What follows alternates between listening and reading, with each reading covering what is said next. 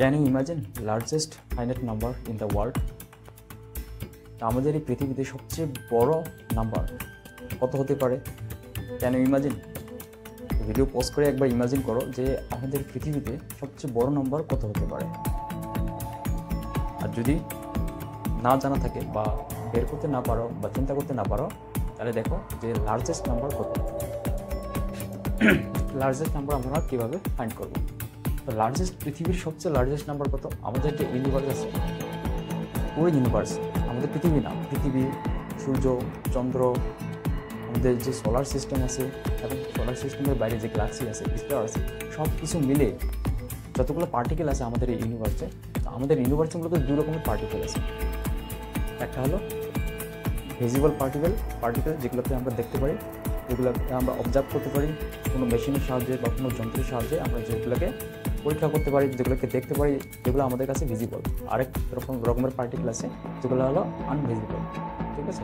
সেগুলোকে আমরা বলি হলো অ্যান্টি পার্টিকেল আর অ্যান্টি পার্টিকেল। তো অ্যান্টি পার্টিকেল আমরা দেখতে পারি না, আমরা খালি চোখে দেখতে পারি না, বা আমরা কোনো মেশিন বা কোনো যন্ত্রাংশের সাহায্যে সেই অ্যান্টি পার্টিকেলকে আমরা দেখতে পারি না। কিন্তু আমাদের এই ইউনিভার্সে অ্যান্টি পার্টিকেল রয়েছে, প্রত্যেকটা পার্টিকেলের অ্যান্টি পার্টিকেল রয়েছে। তো আমরা শুধু পার্টিকেল অবজার্ভ করতে পারি, পার্টিকেল দেখতে পারি, কিন্তু অ্যান্টি পার্টিকেল দেখতে পারি না। তো আমাদের এই পুরো ইউনিভার্সে, শুধু আমাদের পৃথিবী না, পুরো ইউনিভার্সে কতগুলো পার্টিকেল রয়েছে? পুরো ইউনিভার্সে আমাদের পার্টিকেল রয়েছে হলো 10 to the power 80। এতগুলো পার্টিকেল রয়েছে আমাদের পুরো ইউনিভার্সে।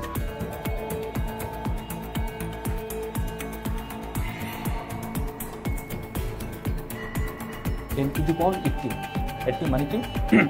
মানে একের পরে এরকম শূন্য থাকবে কয়টা? 80টা, এরকম 80টা শূন্য থাকবে। তো আমরা সেগুলো কী করবো? সেগুলো এতগুলো আমাদের পার্টিকেল আছে আমাদের পুরো ইউনিভার্সে।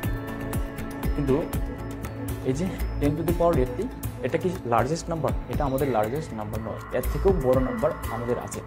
ম্যাথমেটিক্যালি আমরা এর থেকেও বড় নাম্বার আমরা কী করেছি? বের করতে পারি। সেগুলো কি? সেটা হলো কি? গুগল। আমরা নাম শুনে অবাক হয়ে যাচ্ছে, গুগল। এটা হলো একটা লার্জেস্ট নাম্বার ম্যাথমেটিক্যালি, যেটাকে আমরা কি ম্যাথমেটিক্যালি লিখতে পারি, ম্যাথমেটিক্যালি ড্রাইভ করতে পারি। এই হলো গুগল। এই নাম্বারটা হলো একটা ফাইনাইট নাম্বার। পৃথিবীর সবচেয়ে যতগুলো লার্জেস্ট নাম্বার আছে তার মধ্যে থেকে একটা হলো Google, third largest number in the world. Google আমরা কীভাবে লিখতে পারি? গুগলকে আমরা লিখতে পারি হলো 10 to the power 100। এটা হলো গুগলের নাম্বার, সবচেয়ে largest finite number in the world. তো এটাকে আমরা কীভাবে লিখতে পারি? একের পরে এরকম ওটা 100টা শূন্য থাকবে, তখন আমরা 100 শূন্য দিব একের পরে। সেটাকে আমরা কী করতে পারবো? সেটাকে আমরা বলবো হলো গুগল নাম্বার। পৃথিবীর থার্ড লার্জেস্ট নাম্বার হলো গুগল নাম্বার। পৃথিবীতে আমাদের যতগুলো পার্টিকেল আছে আমাদের ইউনিভার্সে, ঠিক আছে, সবগুলো পার্টিকেল থেকেও এই নাম্বারটা কি? Google number. এই গুগল থেকে আমাদের কি আসছে? গুগল আসছে। এই গুগল থেকে আমাদের কি আসছে? এটা হলো ইন্সপিরেশন অফ গুগল। আমরা যেটাকে এখন গুগল দেখি, ঠিক আছে,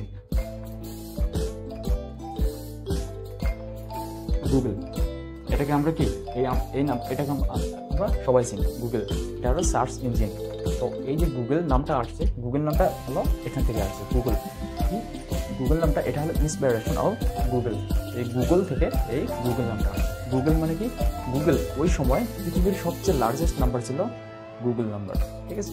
তো এই লার্জেস্ট নাম্বার থেকে এই গুগল নাম্বার আসছে। তো এটা ইন্সপিরেশন, গুগল এর ইন্সপিরেশন হলো গুগল নাম্বার। কেন? কারণ এটা এত বড় নাম্বার, ঠিক আছে। তো গুগল সার্চ, সেটা হলো কি? তখন গুগল আবিষ্কার করা হয়, তখন তারা ভাবছিল যে আমাদের এই গুগল বা সার্চ ইঞ্জিন হবে এত বড়, পৃথিবীর সব রকমের যেগুলো আছে সব এখানে থাকে। যে কোনো কোশ্চেন আমরা জিজ্ঞেস করি না কেন, আমরা গুগল থেকে আমরা পেতে পারি। মানে ইনফাইনাইট নাম্বার অফ থিওরি এখানে থাকবে, কনসেপ্ট এখানে থাকবে গুগলে।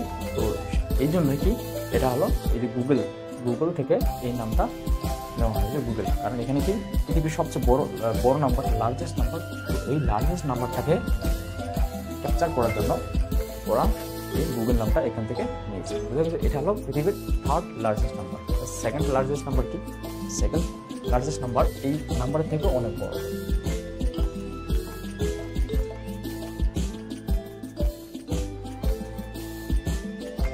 সেকেন্ড লার্জেস্ট নাম্বার হলো গুগল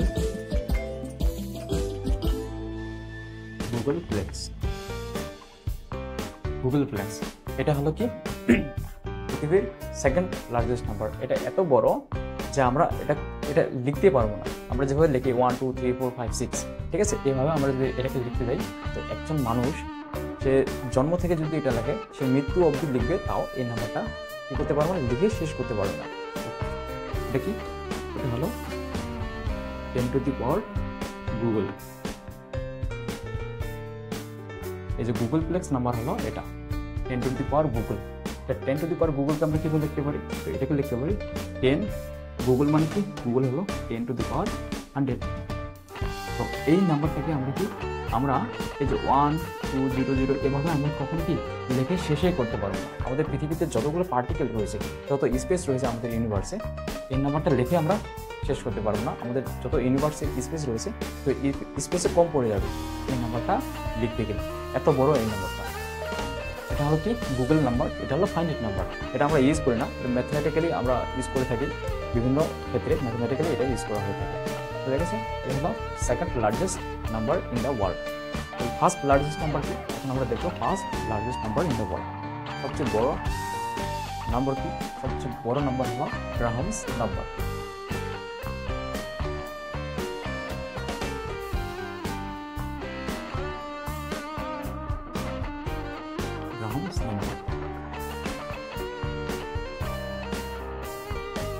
এটা হলো পৃথিবীর সবচেয়ে বড় নাম্বার। তো এই গ্রাহামস নাম্বার কীভাবে আমরা লিখবো বা কীভাবে আমরা ম্যাথমেটিক্যালি এটাকে আমরা লিখতে পারি, তো গুগল বা গুগল প্লেক্স যেভাবে আমরা লিখছি, এই নাম্বারটাকে আমরা সেভাবে লিখতে পারি না। এটা কি, এটা ম্যাথমেটিক্যালি না, এটা হলো থিওরিটিক্যাল ম্যাথমেটিক্স। এর মানে হলো এটার কোনো ম্যাথমেটিক রিপ্রেজেন্টেশন নেই। কেন ম্যাথমেটিক রিপ্রেজেন্টেশন নেই, কারণ ম্যাথমেটিক্যালি আমরা এটাকে লিখতেই পারবো না। পৃথিবীতে আমাদের এই পৃথিবী না, আমাদের পুরো ইউনিভার্স যত বড়, ঠিক আছে, এই গ্রাহাম নাম্বারটা কি ওর থেকেও অনেক গুণ বড়। যে আমরা যদি লিখতে থাকি 1 2 3 4 করে, এই আমাদের ইউনিভার্সের যে স্পেস আছে, স্পেস কম পড়ে যাবে এই নাম্বারটা লিখতে। তো এই নাম্বারটাকে আমরা কীভাবে তাহলে এই নাম্বারটা বের করা হলো, এই নাম্বারটা বের করা হলো বা এই নাম্বারটাকে আমরা লিখতে পারি কি থিওরিটিক্যালি কি এরো বা এরো ডিনোট করে সেট থিওরির মাধ্যমে। কীভাবে লিখতে পারি, সেট থিওরির মাধ্যমে। এটা হলো, এটাকে আমরা লিখি G = G64। এটা সেট থিওরির মাধ্যমে আমরা এটাকে ডিনোট করতে পারি যে এই গ্রাহাম নাম্বার হলো G64। G64কে আমরা কীভাবে লিখবো, কোন সেট থিওরি থেকে আসে ম্যাথমেটিক্যালি, এটা হচ্ছে র্যামসের থিওরি। র্যামসের থিওরি, এটা হলো লার্জেস্ট সেট থিওরি ম্যাথমেটিক্সের, সেই থিওরি থেকে এই যে নোটেশনটা আছে, এই নোটেশনটাকে বের করা হয়েছে যে গ্রাহামস নাম্বারের, এটা হলো আমরা ডিনোট করে থাকি G64 দিয়ে। আর এটা বের করা হয়েছে কি র্যামসের থিওরি, বা যেটাকে আমরা লার্জেস্ট সেট থিওরি, আমরা এখন পর্যন্ত ম্যাথমেটিক্সের সবচেয়ে লার্জেস্ট যে সেট থিওরি আছে র্যামসের থিওরি, ঠিক আছে, সেখান থেকে এটাকে বের করা হয়। তো ওই থিওরিটা কি বা কীভাবে ওই থিওরিটা থেকে এই নাম্বারটাকে বের করা হলো, বা এই নাম্বারটা কি আমরা লিখতে পারবো না বা বের করতে পারবো না, তাহলে আমরা কীভাবে এই নাম্বারটা আসলো এখন আমরা সেটা দেখব। তো এই নাম্বারটা কীভাবে আমরা ফাইন্ড করবো বা এই নাম্বারটা কীভাবে ফাইন্ড করা হয়েছে, এটা হলো note of arrow rotation, arrow notation দিয়ে। কি, এটা হলো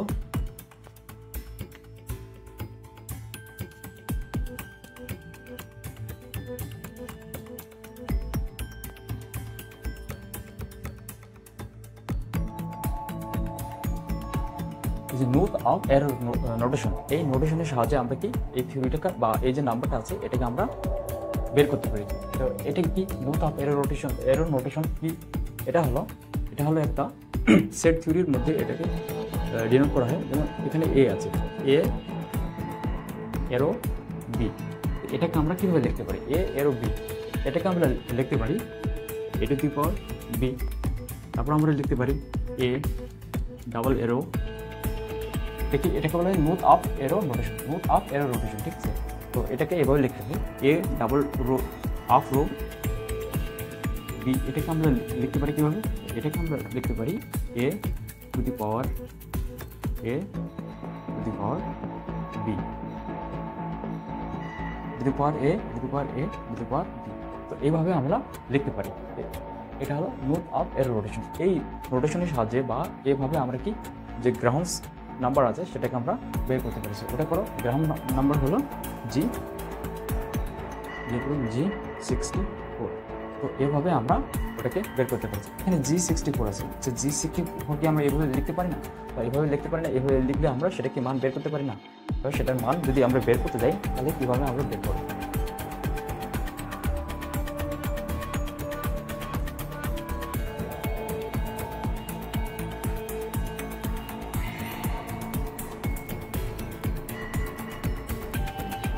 G64, এটার মান বের করবো আমরা কীভাবে? G64 আছে G1, G1কে আমরা কীভাবে লিখতে পারি? G1কে আমরা লিখতে পারি 3 arrow arrow arrow arrow 3। G1 এখানে কত আছে? G64, G1কে আমরা এইভাবে লিখতে পারি। ওকে, তো এইভাবে যখন আমরা লিখবো তাহলে এটার ভ্যালু কত হবে, বা এটাকে আমরা ম্যাথমেটিক্যালি কীভাবে লিখবো? তো এটাকে আমরা G1কে আমরা এইভাবে লিখতে পারি। তো G2কে আমরা কীভাবে লিখতে পারি? G64 পর্যন্ত লিখতে হবে। তো G2কে আমরা লিখতে পারি 3 arrow G1 3, এভাবে আমরা লিখতে পারি। ঠিক আছে, তো এগুলোর ম্যাথমেটিক্যাল মিনিং কী হবে, বা এভাবে যদি আমরা লিখি, এভাবে লিখতে লিখতে আমরা কি এভাবে লিখতে লিখতে আমরা G64 আসবো। G64কে আমরা ধরে নিলাম এখানে n। তো এখানে আমরা কীভাবে লিখতে পারি? এটাকে লিখতে পারি 3 হাফ এরো Gn-1 3, এভাবে লিখতে পারি। এটার মানে কি? এটার মানে হলো যদি আমরা এই যে Gn এর জায়গায় G64 লিখি, তাহলে আমরা এটা কীভাবে লিখবো?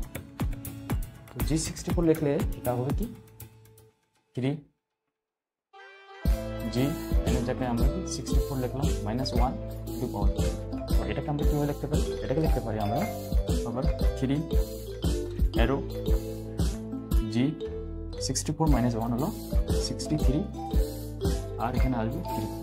তো এই যে G64কে আমরা এভাবে লিখতে পারি। ঠিক আছে, এই নোটেশনের মাধ্যমে আমরা এটাকে ডিনোট করতে পারি। কিন্তু এটা কি ক্যালকুলেশন করা পসিবল আমাদের পক্ষে? এটা ক্যালকুলেশন করা আমাদের পক্ষে ইম্পসিবল, কারণ এটা ক্যালকুলেশন করলে এত বড় নাম্বার হবে, যেটাকে আমরা যদি লিখতে যাই 1 2 3 4 এভাবে যদি লিখতে যাই, আমাদের পুরো ইউনিভার্স আছে, তাই ইউনিভার্সে এত স্পেস নেই যে এই নাম্বারটাকে আমরা ইউনিভার্সে লিখতে পারি। ঠিক আছে, তো দেখি কত বড় এই নাম্বারটা, আমরা একটু ফাইন্ড করার চেষ্টা করি। তো প্রথমে যদি আমরা এখানে দেখি G1কে আমরা ফাইন্ড করি, G64 এটা। ঠিক আছে, তো এটা আমরা পরে বের করবো। আমরা G1কে আগে বের করি যে এই নাম্বারটা কত বড়। ঠিক আছে, G1 হলো কি 3, 4টা এরো আছে, তারপরে আবার 3। এটাকে আমরা কীভাবে লিখতে পারি? এটাকে আমরা লিখতে পারি হলো 3, ঠিক আছে, তারপরে এরো আবার 3 এরো 3 এরো 3 এরো 3, এইভাবে আমরা এটাকে লিখতে পারি। এখন এটা ম্যাথমেটিক্যালি কীভাবে লিখবো? আমরা ম্যাথমেটিক্যালি এটাকে আমরা লিখতে পারি 3 এরো 3 এরো 3 এরো 3 এরো 3, এটাকে আমরা লিখতে পারি হলো 3 টু দি পাওয়ার 3। ওকে, তারপর আবার লিখতে পারি 3 এরো 3 এরো, যে 3 এটা আছে তার মানে কি 3 এরো আছে, তার মানে এটা উপরে আসবে 3 এভাবে আসলো। আবার 3 এরো 3 আছে 3, এটা আবার এটার উপর চলে আসবে। তো এটা কীভাবে আসবে? 3 3 3 3 এইভাবে আসলো। তারপরে আমরা লিখতে পারি এখানে, এটাকে আমরা লিখতে পারি 3 3 3 3 3, এটা আসলো। এখন এটাকে যদি আমরা ক্যালকুলেট করি 3 to the power 3 to the power 3 to the power 3 3 to the power 3, এটা যদি আমরা ক্যালকুলেশন করি তাহলে আমাদের অ্যান্সার কত আসবে? এটাকে ক্যালকুলেশন করলে আমাদের অ্যান্সার আসবে 4.343 into 10 to the power 28, 10 to the power হলো 38। ঠিক আছে, তো এই যে 3 to the power 3 to the power 3 to the power 3 to the power 3, এটাকে যদি আমরা ক্যালকুলেশন করি তাহলে আমাদের কত আসতেছে? 4.343 ইন্টু 10 টু দি পাওয়ার 38। ঠিক আছে, এই নাম্বারটা আসতেছে। এখন এটা হলো কত? এটা হলো G1 এর নাম্বার হলো এটা। আমাদের বের করতে হবে G64 পর্যন্ত আমাদের বের করতে হবে। তাহলে G1 যদি এত নাম্বার হয়, এটা হলো G1। ঠিক আছে, এটা হলো G1। তাহলে G2 আমরা কীভাবে বের করবো? এখন G2 আমরা বের করি এখানে